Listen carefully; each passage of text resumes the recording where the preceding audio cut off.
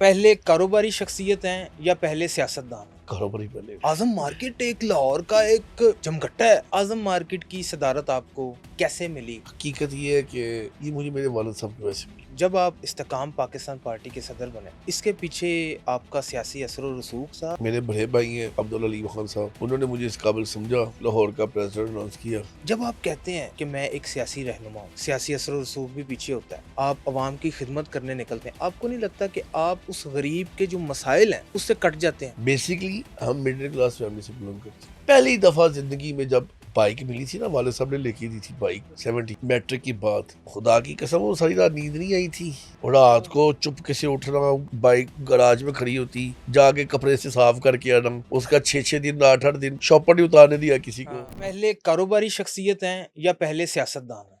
नहीं, कारोबारी पहले हो जी। कारोबारी पहले हैं आप। आज़म मार्केट की सदारत आपको कैसे मिली? और ये बाकायदा इलेक्शन हुआ। आज़म मार्केट एक लाहौर का एक जमघट्टा है। मैं आपको आज़म बताता मार्केट मैं दुनिया वहाँ जाती है। अब मैं आपको बताता हूँ। हकीकत ये है कि ये जो कुछ भी मैंने पहले भी एक बात की, ये मुझे मेरे वालिद साहब की वजह से मिली है। ठीक है। वालिद साहब आपके सदर थे? पहले मेरे वालिद साहब आज़म मार्केट के सदस्य थे। वालिद साहब का इंतकाल हुआ। जो लोग मेरे साथ आज खड़े हैं, वो सिर्फ मेरे वालिद साहब की वजह से खड़े हैं। अच्छा। ये उनका उनके साथ उनका प्यार था। हुँ। मैं कहूँ कि इसमें मेरी बड़ी है, कोई चक्कर नहीं है। ये आज अभी भी जो सदारत मेरे पास है, ये मेरे वालिद साहब की ही बदौलत है। ठीक है। अल्लाह ताला की करम होने के बाद। बिला मुकाबला आप जीत जाते हैं मैं आपको इलेक्शन। ये बताता हूँ, कई दफ़ा ऐसा हुआ है, इलेक्शन की बात होती है, लोग आते हैं, अल्हम्दुलिल्लाह अनपोज़ ही हो जाते हैं। अच्छा। ये अल्लाह ताला की करम नवाज़ी है, और बिला मुकाबला ये अल्लाह का करम है। करम। अच्छा, मलिक साहब, जब आप इस्तेकाम पाकिस्तान पार्टी के सदर बने, उस वक़्त क्या ज़हन में आया कि एक मकबूल तरीन पार्टी के रहनुमा उस पार्टी में गए, पीटीआई के, तमाम तर, और इस्तेकाम पाकिस्तान पार्टी बड़ी गज-वज के जिसे कहते हैं ना, बड़े धूम-धड़ाक के साथ आई। आपको उसका लाहौर का सदर बनाया गया।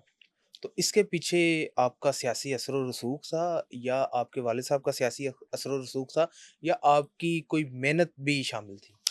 देखिए, मैं आईपीपी लाहौर का प्रेसिडेंट जब आया हूँ, मैं आया हूँ 8 फरवरी के इलेक्शन के बाद, बाद यानी आए। मैं जून में आया था 2024 के, हुँ। जून-जुलाई में सॉरी। तो तब उससे पहले जितने भी शफलिंग हो गई थी आईपीपी के अंदर, इस्तेकाम पाकिस्तान पार्टी के अंदर, वो मेरे से पहले हो गई थी। इलेक्शन में काफ़ी चीज़ें नज़र आईं, क्या है, क्या मामलात है, पीछे स्क्रीन में क्या है, ग्राउंड में क्या है, हकीकत क्या है। हुँ।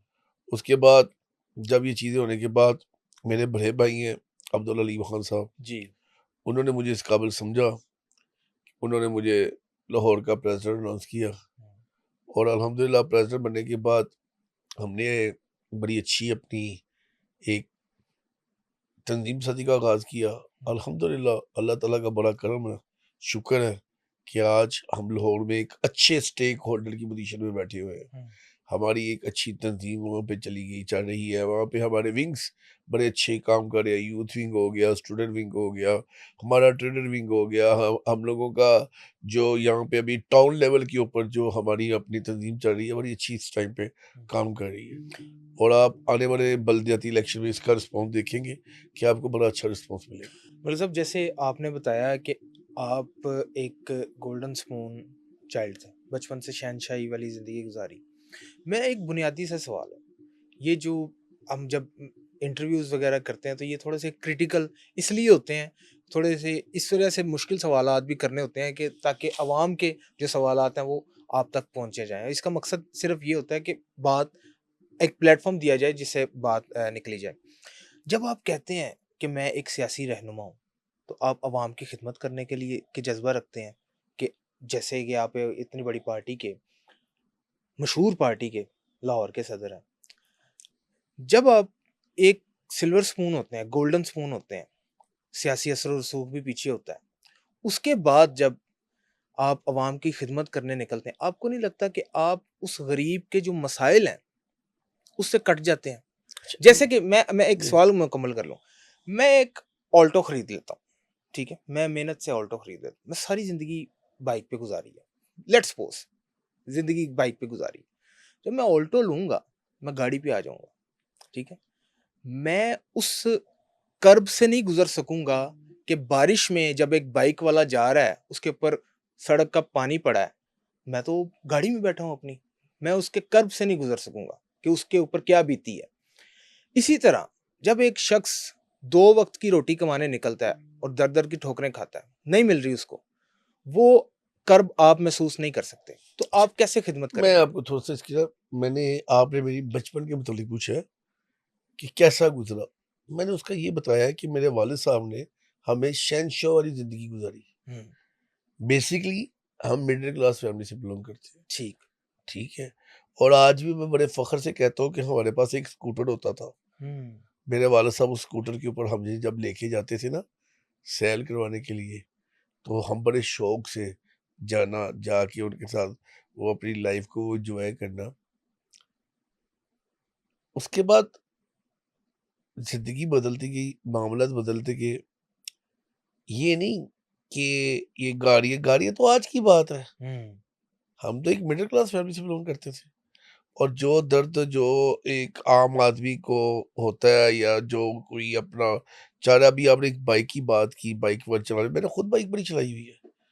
ये बारिश की बात है, मैं तो उसमें खो गया था आपकी बात में। हुँ, मैं खुद बारिश के अंदर बड़ी बाइक चलाता था। मैं जब हमारा पुराना घर था गुलशरावी में, हुँ, गुलशरावी से जब आदम मार्केट जाते थे, तो बाइक में जाता था। बाइक पे जाते थे। तो यहाँ पे अंधेरी होती थी, तूफ़ान होता था, बारिश होती थी, बारिश में आना, बारिश में जाना।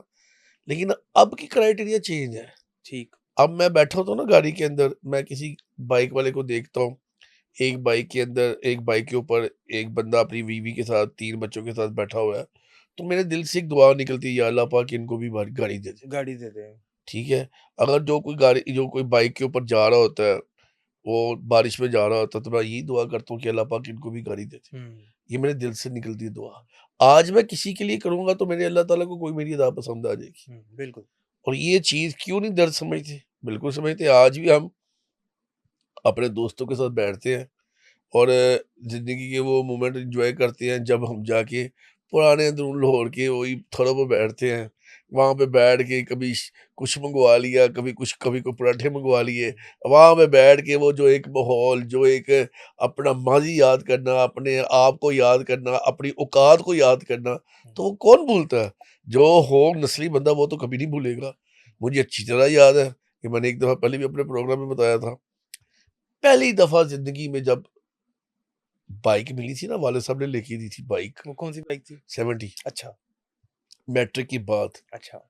खुदा की कसम वो सारी रात नींद नहीं आई थी। और रात इतना को चुपके से उठना, बाइक गैराज में खड़ी होती, वहाँ पे देखना, जाके कपड़े से साफ करके आना। हुँ, उसका 6-6 दिन 8-8 दिन तो कपड़ा वो ऊपर से वो शॉपर नहीं उतारने दिया किसी को। हाँ, फिर बड़ी शौक से उसका हैंडल चेंज करना, उसका सिलेंसर चेंज करवाया। वो याद है एक, जी। आज भी याद है। और आज अगर मैं लैंड क्रूज़र क्या लूँ या मैं हवाई जहाज़ भी लूँ, लेकिन वो पहली बाइक नहीं भूलेगी मेरी ज़िंदगी में, जो मेरे वालिद साहब ने मुझे पहली दफ़ा लेके दी।